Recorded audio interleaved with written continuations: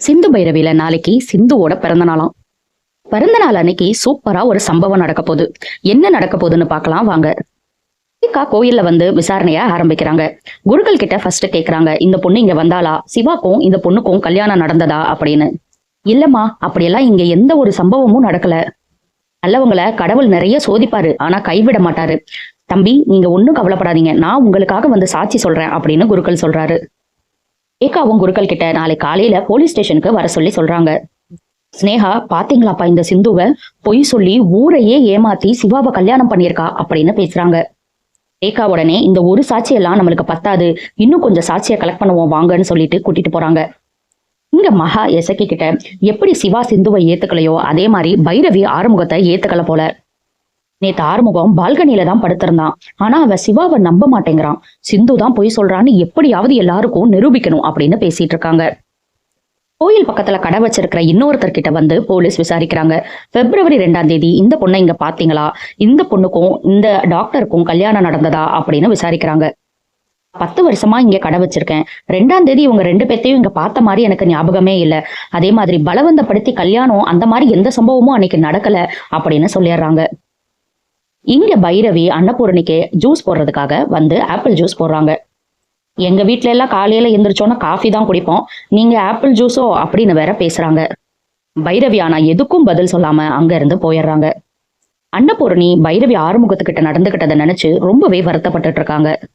பைரவி ரூம்குள்ள வரும்போது தலையை பிடிச்சிட்டு உட்காந்துருக்காங்க. ஐயோ அத்தை, என்னாச்சு அப்படின்னு ரொம்பவே பதட்டப்படுறாங்க. தலை வலிக்கிற மாதிரி இருக்குமா அப்படின்னு சொன்னோன்னே டக்குன்னு டேப்லெட்டை எடுத்து கொடுக்குறாங்க. ஏமா, என்கிட்ட நீ இவ்வளோ பாசமா இருக்க, ஆனா ஆறுமுகத்துக்கிட்ட ஏமா அப்படி நடந்துக்கிற?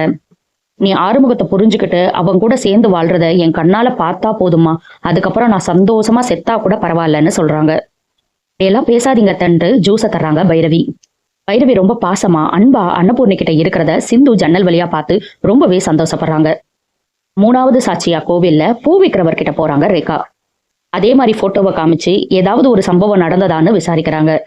அவரும் இல்லம்மா, அந்த மாதிரி எதுவுமே இங்க நடக்கலையே அப்படின்னு சொல்றாரு. இந்த போலீஸ் ஸ்டேஷன்ல வந்து சொல்லுவீங்களா, கோர்ட்டுக்கும் வந்து சாட்சி சொல்ற மாதிரி இருக்கும், நீங்க சொல்லுவீங்களான்னு கேக்குறாங்க. கண்டிப்பா வந்து சொல்றேம்மா அப்படின்னு சொல்லிடுறாங்க. 3 பேரும் போலீஸ் ஸ்டேஷனுக்கு வந்து சாட்சி சொல்ல ரெடியா இருக்காங்க.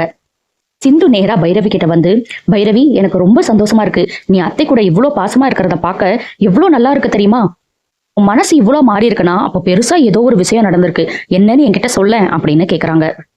அன்னபூர்ணி அத்தை 3 மாசத்துல இறந்துருவாங்க, அதுக்கு காரணம் நாதாங்கிறத எப்படி சிந்து கிட்ட சொல்றது அப்படின்னு யோசிக்கிறாங்க.